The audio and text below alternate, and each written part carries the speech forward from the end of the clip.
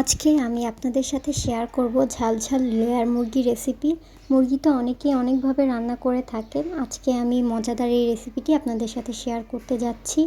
চলুন দেখে নেওয়া যাক রেসিপিটি আমি কিভাবে করেছি। প্রথমে একটি কড়াইতে তেল দিয়ে নিলাম।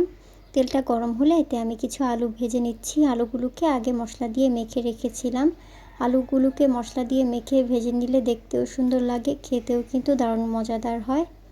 এই তো আলুগুলোকে নেড়েচেড়ে ভালো করে ভেজে এগুলোকে আমি একটি পাত্রে তুলে রাখবো। আমার আলুগুলো ভাজা হয়ে গেল। এখন এই তেলের মধ্যে আমি কিছু গরম মশলা অ্যাড করব। এখানে গরম মশলার মধ্যে দেব হচ্ছে দারুচিনি, এলাচি, লবঙ্গ আর আস্ত গোলমরিচ। আজকে আমি এই গোলমরিচ গুঁড়া অ্যাড করব না, তাই এখানে আস্ত গোলমরিচটাই দিয়েছি। দেওয়ার পর এগুলোকে নেড়েচেড়ে খুব ভালো করে ভেজে নিলাম। সুন্দর একটা স্মেল কিন্তু এ সময় বের হয়। তারপর এতে আমি কিছু পেঁয়াজ কুচি দিয়ে নিলাম। এখানে আমি 7টি পেঁয়াজ কুচি দিয়েছি। পেঁয়াজগুলোকে খুব পাতলা পাতলা করে কেটে নিয়েছি। এখন পেঁয়াজটাকে নেড়েচেড়ে খুব ভালো করে ভেজে নিতে হবে।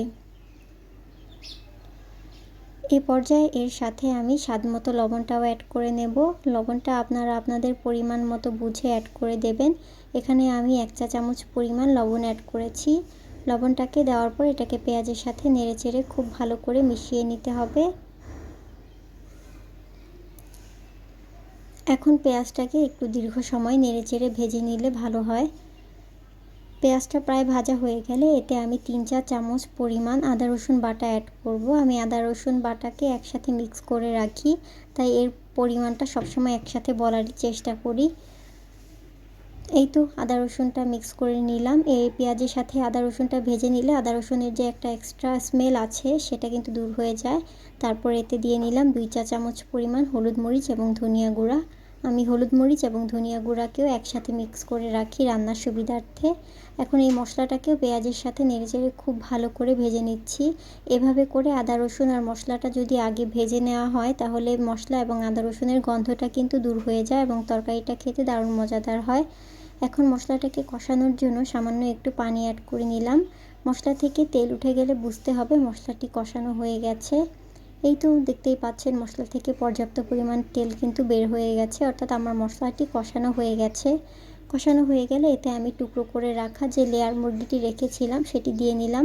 আপনারা জানেন লেয়ার মুরগিটা কিন্তু একটু শক্ত হয়, তাই এটাকে যথাসম্ভব ভালো করে কষাতে হবে। এই তো মুরগিটাকে নেড়েচেড়ে খুব ভালো করে কষিয়ে নেব। এটাকে আমি 2-3 বারে ঢেকে ঢেকে একটু হিট বাড়িয়ে দিয়ে কষিয়ে নেব এবং 2-3 বার ঢাকনাটা খুলে কিন্তু নেড়েচেড়ে দেখে নিতে হবে। এই তো মাংসগুলোকে মশলা দিয়ে খুব ভালো করে মেশানো হয়ে গেলে এগুলোকে আমি ঢেকে রাখবো 7 থেকে 8 মিনিটের জন্য। হিটটা কিন্তু মিডিয়াম দিয়ে নিতে হবে, একদম কমিয়ে দেওয়া যাবে না। এখন 7 থেকে 8 মিনিট পর ঢাকনাটা খুলে এটাকে আমি একটু নেড়েচেড়ে দেখে নেব যে এটা পাত্রের গায়ে লেগে গেছে কিনা। এই তো এটাকে আবারও নেড়ে নিলাম এবং নেড়ে এটাকে আবারও কিছুক্ষণের জন্য ঢেকে রাখবো। আমি কিন্তু এটাকে আরও অনেকবার ঢেকে ঢেকে খুলে চেক করে নিয়েছি। সম্পূর্ণটা তো আপনাদের ভিডিওতে দেখানো সম্ভব হয়নি। তারপরে আমি বলে দিলাম আপনারা 7 মিনিট করে 2 বার ঢেকে ঢেকে রান্না করলেই মাংসটা কিন্তু খুব ভালো করে কষানো হয়ে যাবে। মাংস থেকে যখন পর্যাপ্ত পরিমাণে তেল উঠে যাবে তখনই বুঝতে পারবেন মাংসটা কষানো হয়ে গেছে, আর কালারটা কিন্তু অলরেডি চেঞ্জ হয়ে যাচ্ছে। এ পর্যায়ে এতে আমি ভেজে রাখা আলুগুলো দিয়ে নিলাম। আলুগুলোকেও খুব ভালো করে কষাতে হবে, না হলে কিন্তু আলুর ভেতর মশলাগুলো ভালো করে ঢুকবে না এবং তরকারির আলুটা খেতে ভালো লাগবে না। তাই আমি আলুটাও আগে দিয়ে নিলাম। আলুটাকে দেওয়ার পর এটাকে আমি আরও 5 মিনিটের জন্য ঢেকে রাখবো, যাতে করে আলুর ভেতরে মশলাগুলো খুব ভালো করে ঢোকে এবং আলুটাও ভালো করে সেদ্ধ হয়ে যায়। এই তো এখন ঢাকনা খুলে এটাকে ফাইনালি চেক করে নেব। তার আগে এতে আমি ঝালের জন্য 4টি কাঁচামরিচ দিয়ে নিলাম। কাঁচামরিচগুলোকে কিন্তু আমি আস্তই রেখেছি, এগুলো কিন্তু ফেলে দেইনি। যেহেতু এখানে মরিচ গুঁড়া অ্যাড করা হয়েছে তাই এটা কিন্তু অলরেডি পর্যাপ্ত পরিমাণে ঝাল হয়েই গেছে। তাও কাঁচামরিচটা একটু স্মেলের জন্য অ্যাড করে নিলাম। এই তো মাংসটা খুব ভালো করে কষানো হয়ে গেছে। আপনারা কালার কিন্তু দেখেই বুঝতে পারছেন কালারটা কত গাঢ় এসেছে। আগে যে পরিমাণ কালার ছিল কষানোর ফলে এটা কিন্তু চেঞ্জ হয়ে গেছে। মাংসটা কষানো হয়ে গেলে এতে আমি ঝোলের জন্য 1 গ্লাস পরিমাণ পানি দিয়ে নেব। যেহেতু লেয়ার মুরগি তাই পানিটা একটু বেশি করে দিয়েছি যাতে মাংসটা খুব ভালো করে সেদ্ধ হয়। আপনারা আপনাদের পানির পরিমাণটা বুঝে দেবেন। তারপরেও আমি যে পরিমাণ অ্যাড করেছি সেটা আপনাদের সাথে বলে নিলাম। পানি দেওয়ার পরে এটাকে একটু নেড়েচেড়ে মিশিয়ে নিলাম, যাতে করে মশলার থিকনেসটা সব জায়গায় সম পরিমাণে থাকে এবং ঝোলটা খেতে মজাদার হয়। এখন এই ঝোলটা দেওয়ার পরে আমি এটাকে ঢেকে রাখবো 5 মিনিটের জন্য। 5 মিনিট পরে যখন বলক উঠে যাবে তখন আমি ঢাকনা খুলে এটাকে রান্না করে নেব। এরপর আমার আর ঢাকনাটা দেওয়ার কোনো দরকারই হবে না। এই তো বলক উঠে গেছে। এখন এই ঝোলটা কিন্তু আরও একটু ঘন করে নেওয়ার জন্য ঢাকনা ছাড়া রান্না করে নিতে হবে।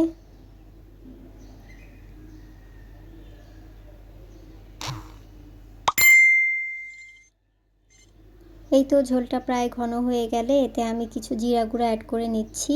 আপনারা এখানে জিরা বাটাও অ্যাড করতে পারেন। আমি জিরাটা সবসময় রান্নার ক্ষেত্রে সাথে সাথে ভেজে দিয়ে দিই, এতে করে স্মেলটা অনেক ভালো আসে। অনেকে আগে জিরা ফাঁকি করে রাখে, সেক্ষেত্রেও হয়, কোনো সমস্যা নেই। আমার সরাসরি রান্নার সময় ভেজে দিলেই বেশি স্মেল ভালো লাগে, তাই আমি সরাসরি রান্নার সময় এটাকে ভেজে দিই। এই তো মাংসটা কিন্তু প্রায় হয়ে গেছে। ঝোলটা যে কতটা গাঢ় হয়েছে সেটা আপনারা দেখেই বুঝতে পারছেন। এবং এ সময় কিন্তু আলু মাংস সবই ভালো করে সেদ্ধ হয়ে গেছে। এরই মধ্যে আমি লবণটাও চেক করে নিয়েছিলাম। আমার এই রেসিপিটা আপনাদের কাছে কেমন লাগলো কমেন্ট করে জানাবেন। যদিও রেসিপিটা খুবই সিম্পল রেসিপি, আমরা রেগুলার এই ধরনের রান্না করে খেয়ে থাকি। তারপরেও আপনাদের সাথে শেয়ার করলাম, কারণ অনেকেই নতুন রান্না শিখছেন, তারা কোন ধরনের মুরগি কিভাবে রান্না করতে হয় সেটা জানেন না। আমার চ্যানেলের ভিডিও যদি আপনাদের কাছে একটু হলেও মনে হয় যে উপকৃত হতে পেরেছেন, তাহলে চ্যানেলটি সাবস্ক্রাইব করে রাখতে পারেন, ভবিষ্যতে যাতে নতুন নতুন আরও অনেক ভিডিও পেতে পারেন। আর যারা কষ্ট করে সম্পূর্ণ ভিডিও দেখেন, লাইক করেন, কমেন্ট করেন, তাদেরকে অসংখ্য ধন্যবাদ। এই তো ফাইনালি আমার মুরগির রেসিপির কালারটা দেখতে এমনই হয়েছিল। ধন্যবাদ সবাইকে।